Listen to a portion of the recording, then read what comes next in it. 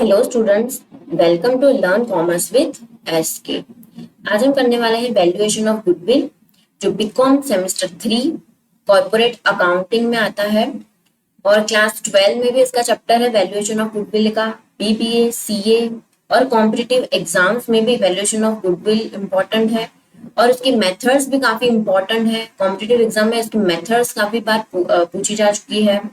Okay, तो इस lecture में आज हम करेंगे वैल्यूएशन ऑफ गुडविल का मतलब क्या है, उसका मीनिंग क्या है, factor affecting the value of goodwill, need for valuation of goodwill, classification क्या है, क्लासिफिकेशन ऑफ गुडविल, मेथड्स कौन कौन सी है गुडविल की वैल्यू करने की, मेथड्स कौन सी है और उसके फॉर्मूलाज कौन से हैं, वो हम आज इस लेक्चर में समझने वाले हैं। तो सबसे पहले तो गुडविल क्या है। गुडविल क्या है? गुडविल प्रेजेंट करता है फर्म की रेपुटेशन को, कि मार्केट में फर्म की रेपुटेशन क्या है वो प्रेजेंट करता है गुडविल। अब कोई एक फर्म है, ठीक है, मान लो वो फर्म करीब 8-10 सालों से है, ठीक है, 8-10 सालों से है ये फर्म मार्केट पे। अब इन सालों में उस फर्म ने अच्छा खासा रेपुटेशन बना ली है, अपना नाम बना लिया है, कस्टमर को अच्छी सर्विस प्रोवाइड करके, गुड क्वालिटी प्रोडक्ट देके, अच्छे एम्प्लॉयज के साथ, उसकी मैनेजमेंट इफिशिएंसी काफी अच्छी है। तो इन सभी के कारण उस फर्म ने अच्छा खासा अपना नाम बना लिया है रेपुटेशन में, और इसी का एडवांटेज उसे मिल रहा है। मीन्स उसका जो सेल्स है वो बढ़ रहा है। अगर सेल बढ़ेगा तो सिंपल सी बात है, प्रॉफिट भी बढ़ेगा, ठीक है, तो प्रॉफिट भी बढ़ता है। तो ये जो एडवांटेज मिलता है उसकी मॉनेटरी वैल्यू को हम क्या कहते हैं? गुडविल कहते हैं। तो goodwill over a period of time a well established business develops an advantage of good name। उसने क्या किया है, इतने सालों में, इतने टाइम में अच्छा नाम बना लिया है, गुड नेम, रेपुटेशन बना लिया है, वाइड बिजनेस कनेक्शंस है, और जिसका benefit which benefits the business, और इन सबका बिजनेस को बेनिफिट मिलता है, उसका सेल बढ़ती है, सेल बढ़ने से प्रॉफिट भी बढ़ता है। इन अकाउंटिंग जो मॉनिटरी वैल्यू है इन सारे एडवांटेजेस के, तो उसे क्या कहते हैं? गुडविल कहते हैं। तो गुडविल क्या है? एक इंटेंजिबल असेट है। क्या है? इंटेंजिबल असेट, जिसको हम देख नहीं सकते, टच नहीं कर सकते, वो वैसे इंटेंजिबल असेट है। जैसे कि जैसे मान लो बिल्डिंग है, बिल्डिंग को हम देख सकते हैं, टच कर सकते हैं, मशीनरी है, व्हीकल है, वो भी तो बिजनेस की असेट है।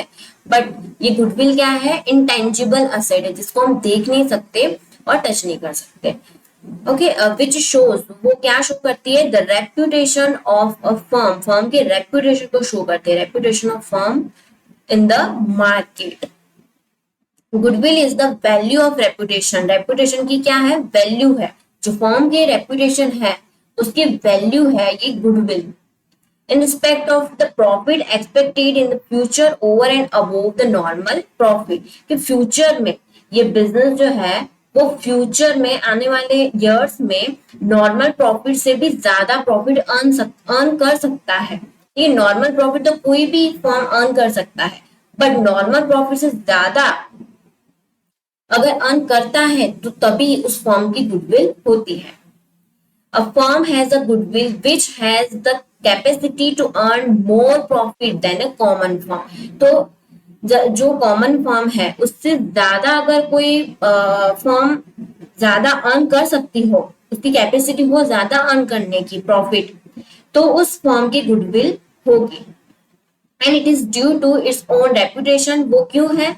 वो ज्यादा प्रॉफिट, कॉमन फर्म से भी ज्यादा प्रॉफिट अर्न कर रहे हैं, क्योंकि उसकी रेपुटेशन के कारण, स्पेसिफिक स्टेबल कस्टमर के कारण, और अदर रीजंस, जैसे उसने अच्छी सर्विस दी हो, अच्छी क्वालिटी के प्रोडक्ट्स हो, सर्विस अच्छी हो, रेपुटेशन अच्छा है उसका, मैनेजमेंट अच्छा है उसका, एम्प्लॉयज उसके अच्छे हैं, जिसकी वजह से वो ज्यादा प्रॉफिट अर्न कर रहा है, जो नॉर्मल फर्म से भी ज्यादा प्रॉफिट अर्न कर रहा हो, तो तब उस फर्म की गुडविल होती है। The value of goodwill depends on a profit earning capacity of a firm। तो गुडविल जो है, वैल्यू ऑफ गुडविल, वो किस पे डिपेंड करता है? Profit earning capacity. फर्म की कितनी प्रॉफिट अर्निंग कैपेसिटी है, ये इस पे डिपेंड करता है goodwill. In short we can say that Goodwill does not exist in those businesses which earn normal profit or incur losses. Means हम कह सकते हैं कि जो फर्म नॉर्मल प्रॉफिट या फिर उससे कम मीन्स लॉस अर्न कर रहा हो या फिर नॉर्मल प्रॉफिट अर्न कर रहा हो, बट अगर कोई नॉर्मल से ज्यादा प्रॉफिट अर्न कर रहा हो, मीन्स नॉर्मल से ज्यादा प्रॉफिट मीन्स सुपर प्रॉफिट हम कह सकते हैं, सुपर प्रॉफिट अर्न कर रहा हो, नॉर्मल से ज्यादा प्रॉफिट अर्न कर रहा हो, तो उसे हम उसकी गुडविल हो सकती है, उसकी गुडविल होगी। और गुडविल जो है वो कहां पर शो किया जाता है, तो बैलेंस शीट में। गुडविल हम बैलेंस शीट में शो करते हैं, असेट साइड। कौन से साइड, बैलेंस शीट में हम असेट साइड शो करते हैं under the head of non current assets as intangible assets. It arises only when one business is purchased by another at a price higher than the net assets.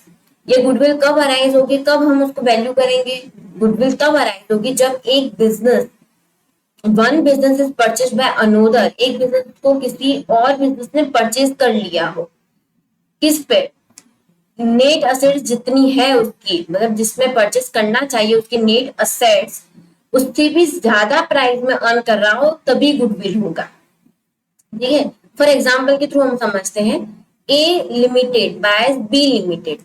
ठीक है, B limited को वो खरीद रहा है, कितने में, 12 लाख रुपए में खरीद रहा है ये। ओके, बट इस बी लिमिटेड की फेयर वैल्यू क्या है, वो तो फेयर वैल्यू कितनी है, वो है 8 लाख है, उसकी नेट असेट्स कितनी है, 8 लाख है, मतलब 8 लाख का ये बिजनेस है। लेकिन ए लिमिटेड जो है वो ज्यादा मीन 12 लाख रुपए दे रहा है, बताओ 8 लाख रुपए से 12 लाख रुपए रहा है, मीन्स ये जो एक्स्ट्रा जो डिफरेंस है 4 लाख का, ये 4 लाख रुपए ज्यादा क्यों दे रहा है, वो 4 लाख रुपए ज्यादा गुडविल के दे रहा है, किसके दे रहा है, वो गुडविल के, जो एक्स्ट्रा पैसे जो पे कर रहा है ए लिमिटेड बी लिमिटेड के लिए, तो वो गुडविल है, जो एक्स्ट्रा पैसे हम कह सकते हैं, तो एक्स्ट्रा अमाउंट इज गुडविल। समझ में आया, तो ये होती है गुडविल, वो तभी अराइज होती है जब बिजनेस किसी और बिजनेस ने उसे परचेज कर लिया हो, तभी ही ये अराइज होती है गुडविल, तब हम उसको वैल्यू करते हैं। अब गुडविल को कौन कौन सा फैक्टर अफेक्ट करते हैं, तो सबसे पहले तो नेचर ऑफ बिजनेस, बिजनेस का नेचर कैसा है वो अफेक्ट करता है गुडविल को। Firms with higher profit margin and stable sales, जिस फर्म की ज्यादा प्रॉफिट मार्जिन है, ऐसा बिजनेस हो जिसमें प्रॉफिट मार्जिन ज्यादा हो और जिसमें स्टेबल सेल्स भी हो रही हो, तो उसमें ज्यादा सेल होगी तो ज्यादा प्रॉफिट होगा, तो ज्यादा गुडविल होगा, हैव हायर गुडविल, तो नेचर भी अफेक्ट करता है गुडविल पे। फिर location of the business unit, simple सी बात है, अगर जिसमें ज्यादा, जिस मार्केट में ज्यादा कस्टमर्स आ रहे हो, जिस लोकेशन पे ज्यादा कस्टमर्स हो, तो उस लोकेशन पे अगर बिजनेस हो हमारा, तो ज्यादा कस्टमर्स आएंगे, तो ज्यादा सेल होगा, तो ज्यादा गुडविल होगा। पर जहां पर उस लोकेशन पे जहां पर कोई कस्टमर ही नहीं आता हो, वहां पर अगर कोई शॉप होगी तो थोड़ी ना सेल होगा, सेल होगा नहीं तो गुडविल भी नहीं होगी। ठीक है, तो लोकेशन भी काफी इंपॉर्टेंट है इसके लिए। सेंट्रली लोकेटेड बिजनेसेस और those in higher customer traffic area, जिसपे ज्यादा कस्टमर आते हो वैसा मार्केट, वैसा एरिया, हैव हायर गुडविल, उसकी ज्यादा गुडविल होती है। अब है पीरियड ऑफ बिजनेस, मीन्स जितना ज्यादा लंबे टाइम तक कोई बिजनेस होगा तो उसकी रेप्यूटेशन ज्यादा होगी, उसकी लॉयल कस्टमर्स भी ज्यादा होंगे। लेकिन जो 1 साल के लिए, 1-2 साल पुराना कोई शॉप होगी तो उसकी तो कोई इतनी ज्यादा रेप्यूटेशन होगी नहीं, ना ही कोई लॉयल कस्टमर्स होंगे। लेकिन जो 10 साल तक या 5 साल तक शॉप होती है तो उसके ज्यादा कस्टमर्स होते हैं, सबको पता होती है कि हाँ ये शॉप है, तो उसकी रेप्यूटेशन ज्यादा होती है।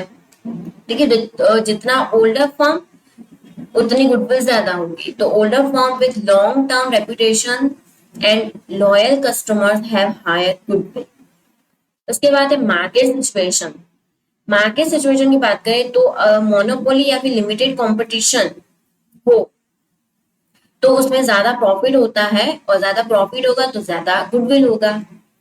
इफिशिएंसी ऑफ मैनेजमेंट, मैनेजमेंट की इफिशिएंसी वो भी काफी इंपॉर्टेंट है, क्योंकि स्किल्ड मैनेजर्स होंगे तो प्रोडक्टिविटी इंप्रूव होगा, कॉस्ट भी रिड्यूस होगा, और जो प्रॉफिट है वो इंक्रीज होगा, जिसकी वजह से प्रॉफिट इंक्रीज होता है तो गुडविल भी बढ़ता है, enhancing goodwill.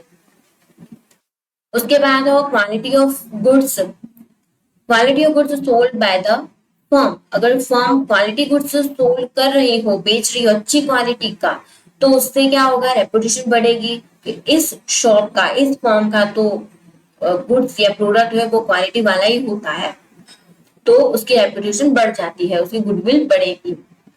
Reputation of the owner of the firm, firm के ओनर की अगर रेपुटेशन हो रही हो तो उसकी वजह से भी ज्यादा प्रॉफिट होगा, ज्यादा सेल होगा तो ज्यादा प्रॉफिट होगा, तो गुडविल भी ज्यादा होता है।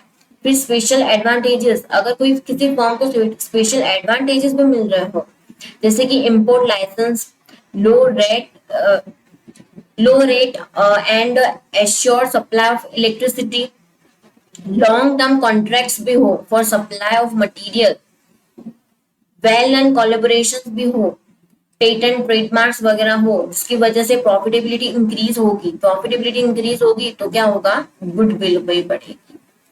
फिर अदर फैक्टर्स जैसे कि after sale service, past achievement, past में कोई अच्छी खासी अचीवमेंट की हो, good labour relations, strong reputation हो, तो जिसकी वजह से प्रॉफिट बढ़ेगा तो गुडविल भी बढ़ेगी। तो ये है फैक्टर्स, बहुत सारे फैक्टर्स हैं जो गुडविल को अफेक्ट करती हो।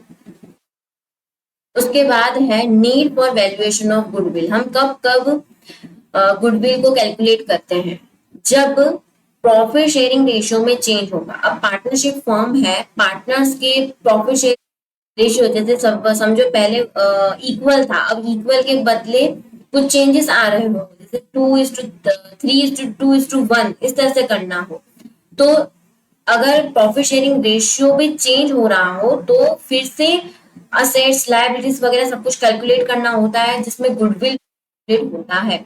तो change in the profit sharing ratio, तब हम गुडविल को कैलकुलेट करेंगे।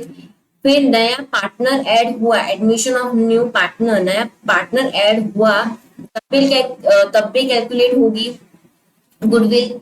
अब कोई पार्टनर रिटायर हो रहा हो या फिर डेथ हो रही हो पार्टनर की, तब भी हम कैलकुलेट करते हैं गुडविल की। सेल ऑफ बिजनेस, अगर कोई बिजनेस सेल हो गया तो तब भी क्या होती है, गुडविल कैलकुलेट होगी, क्योंकि क्योंकि ज्यादा प्राइस में ही तो सेल करेगा ना। कोई भी ओनर है बिजनेस का, वो अपने बिजनेस को सेल करेगा तो लॉस में तो करेगा नहीं, तो अगर अच्छा खासा बिजनेस है उसका तो वो ज्यादा में ही करेगा, ज्यादा पैसों में ही करेगा, तो जिसकी वजह से उसको गुडविल तो कैलकुलेट करनी ही पड़ेगी। Sale of business, amalgamation of firms, जिसमें क्या होता है कि दो फर्म्स है वो मिलकर एक फर्म बना रही हो, तो वो क्या हो जाए, उसमें उस टाइम पे भी गुडविल को कैलकुलेट किया जाता है। फिर पार्टनरशिप फर्म कंपनी में कन्वर्ट हो रही हो उस टाइम भी गुडविल कैलकुलेट करते हैं। तो ये सारे थे जिसमें गुडविल को कैलकुलेट किया जाता हो। अब उसके बाद है क्लासिफिकेशन ऑफ गुडविल। तो एक है इसमें परचेज्ड गुडविल एंड सेकंड है सेल्फ जनरेटेड गुडविल। ठीक है, परचेज्ड गुडविल में क्या होता है, परचेज्ड गुडविल तब अराइज होगा जब एक बिजनेस दूसरे बिजनेस ने परचेज कर लिया हो, जैसे कि ए लिमिटेड बायस बी लिमिटेड, कि ए लिमिटेड ने बी लिमिटेड को परचेज किया, कितने में, 20 लाख रुपीज में। अब इसका फेयर वैल्यू कितना है बी लिमिटेड का, वो है 15 लाख रुपए की, नेट एसेट उसकी 15 लाख रुपए है, बट ए ने कितना दिया है, 20 लाख रुपए दिया है। मीन्स ये जब 5 लाख रुपए एक्स्ट्रा पैसे दिए हैं तो वो क्या होगा, गुडविल होगा। मीन्स यहाँ पे क्या किया है, 5 लाख रुपए, 5 लाख की गुडविल उसने परचेज की है। ए ने क्या किया है, बिजनेस के साथ साथ 5 लाख रुपए की गुडविल भी परचेज की है, 5 लाख इज परचेज्ड गुडविल, और जो रिकॉर्ड होती है बैलेंस शीट में। ओके, तो goodwill that arises when one business purchases another and pay more than the fair value of its net assets. Okay, ज्यादा पैसों में अगर वो खरीद रहा है, पे कर रहा है वो ज्यादा पैसे, मीन्स वो एक्स्ट्रा पैसे, क्या होगी, गुडविल होगी। इट इज रिकॉर्डेड, क्योंकि ये जो है वो रिकॉर्ड होगी, परचेज गुडविल रिकॉर्ड होती है in the book because an actual transaction, क्योंकि परचेस कंसिडरेशन मतलब वो उसे पैसे देगा। अब ए लिमिटेड जो है वो बी लिमिटेड को पैसे देगा 20 लाख रुपए, तो वो तो रिकॉर्ड होगा ही ना। Appears as an intangible assets in the balance sheet में वो असेट साइड इंटेंजिबल एसेट्स में वो अपीयर होता है गुडविल। ओके, तो ये रिकॉर्ड होती है गुडविल। और सेल्फ जनरेटेड गुडविल में क्या है कि खुद जो बिजनेस है वो खुद डेवलप करती है, इंटरनली वो डेवलप करती है गुडविल, रैपिड क्वालिटी सर्विस से, सेटिस्फाइड कस्टमर्स वगैरह हो गए, स्किल एम्प्लॉय से, आफ्टर सेल सर्विस वगैरह। तो इससे क्या होगा, खुद जनरेट होती है गुडविल। तो goodwill developed internally over time through business reputation. किससे होती है ये generate? Through business reputation, business की reputation, quality service, satisfied customers, skilled employees वगैरह, इन सब से क्या होगी, खुद डेवलप होती है इंटरनली, ये डेवलप होती है goodwill. It is not purchase, ये किसी से परचेज नहीं करते, ये खुद जनरेट करते हैं।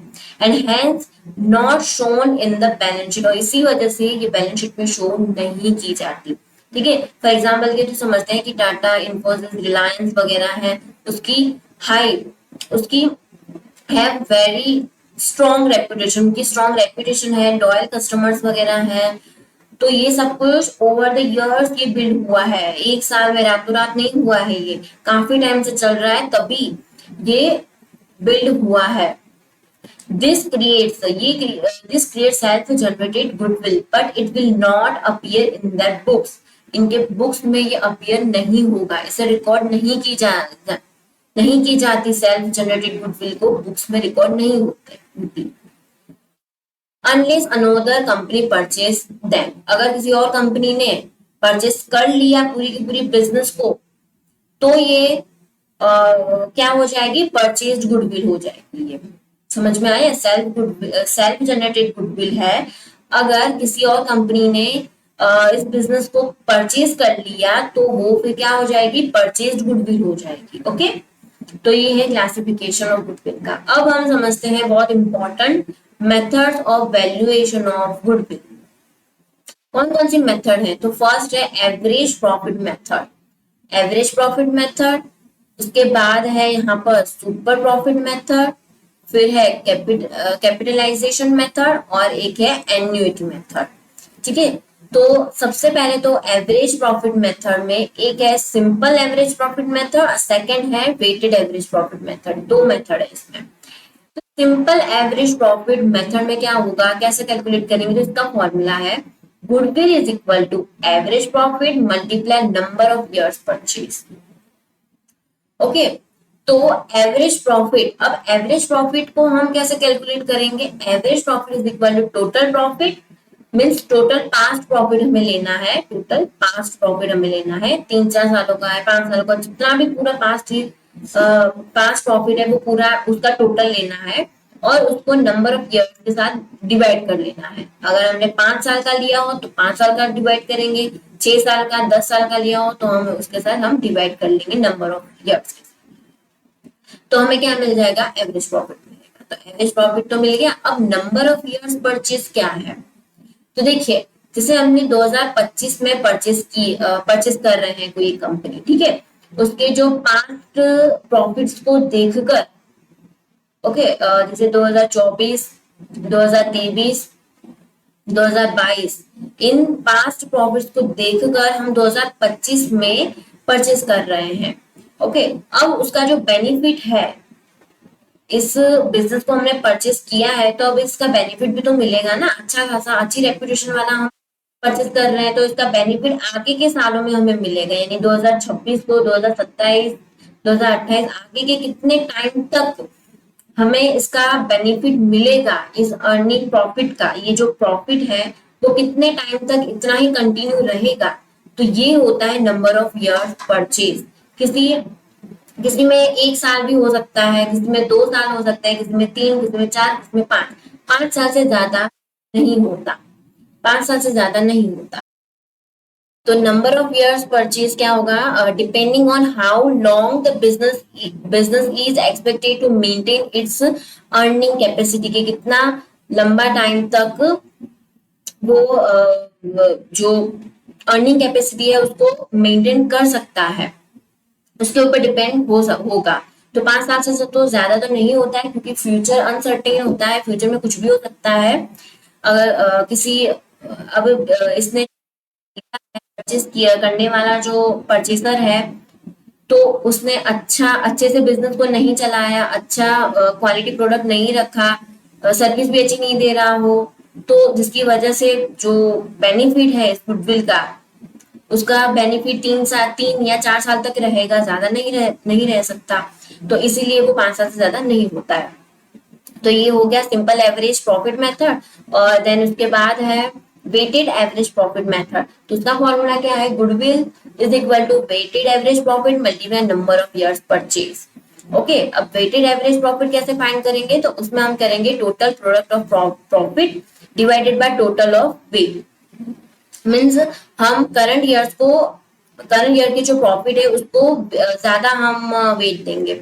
जैसे कि 2025 है, फिर 2024 एंड 2023, इस 3 साल का है, तो उसमें 1 2 3 इस तरह से हम क्या देंगे, वेट देंगे। मैं 2025 अभी करंट ईयर का जो होगा उसमें हम ज्यादा वेट देंगे, तो उसके पुराने वाला होगा उसको थोड़ा कम देंगे, इस तरह से हम वेट देते हैं। और फिर जो टोटल प्रॉफिट है वो हम फाइंड करते हैं, और फिर टोटल वेट से हम उसे डिवाइड करते हैं, जिससे हमें ये मिल जाएगा वेटेड एवरेज प्रॉफिट। और फिर नंबर ऑफ इयर्स परचेज उससे हम मल्टीप्लाई कर देंगे। उसके बाद है सुपर प्रॉफिट मेथड। उसमें गुडविल फाइंड करते हैं। Goodwill is equal to super profit multiply number of years purchase. अब सुपर प्रॉफिट कैसे फाइंड करेंगे, तो देखिए ये कैपिटल फर्स्ट स्टेप है इसका, कैपिटल एम्प्लॉयड का। कैपिटल एम्प्लॉयड हम कैसे फाइंड करेंगे, total assets minus total external liabilities, तो हमें क्या मिलेगा, कैपिटल एम्प्लॉयड, फिर एक्सपेक्टेड प्रॉफिट। सेकंड हम फाइंड करेंगे एक्सपेक्टेड प्रॉफिट। तो एक्सपेक्टेड प्रॉफिट हम फाइंड करेंगे capital employed multiply expected rate of return divided by क्या होगा, 100 होगा। ओके, तो वो हमें मिलेगा एक्सपेक्टेड प्रॉफिट। और उसके बाद हम फाइंड करेंगे एवरेज प्रॉफिट, फिर हम सुपर प्रॉफिट फाइंड करेंगे। Super profit is equal to average profit minus expected profit. ये हमने जो एवरेज प्रॉफिट फाइंड किया वो, और माइनस करेंगे ये एक्सपेक्टेड प्रॉफिट। ठीक है, तो हमें मिलेगा सुपर प्रॉफिट। फिर उसको हम नंबर ऑफ इयर्स परचेज के साथ मल्टीप्लाई करेंगे तो हमें गुडविल मिल जाएगा। उसके बाद है कैपिटलाइजेशन मेथड। उसमें एक तो है एक है capitalisation of average profit method and second है सुपर प्रॉफिट। एवरेज प्रॉफिट में हम क्या करेंगे, goodwill is equal to capitalised average profit minus net assets. तो उसके लिए सबसे पहले तो हम पहला स्टेप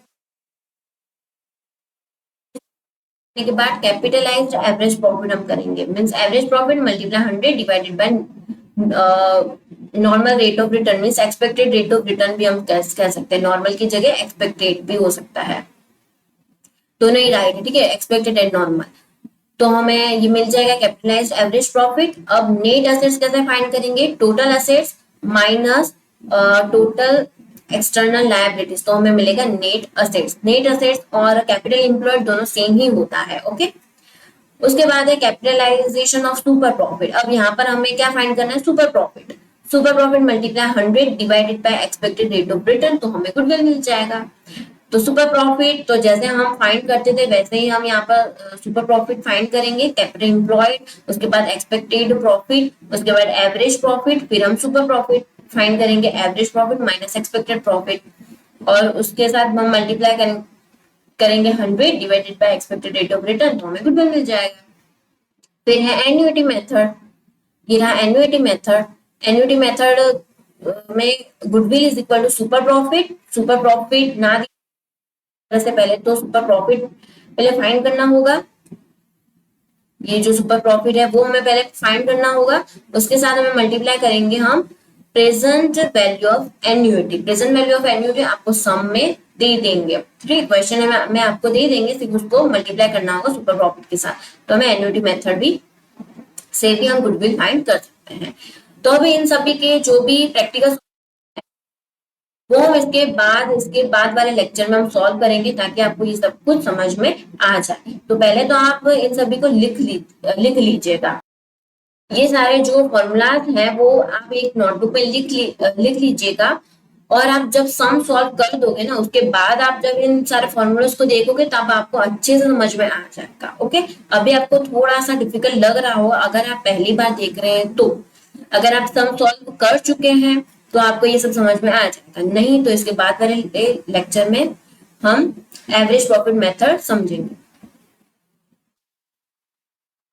तो इस वीडियो को लाइक करें, शेयर करें अपने फ्रेंड्स के साथ और सब्सक्राइब करें। Thank you.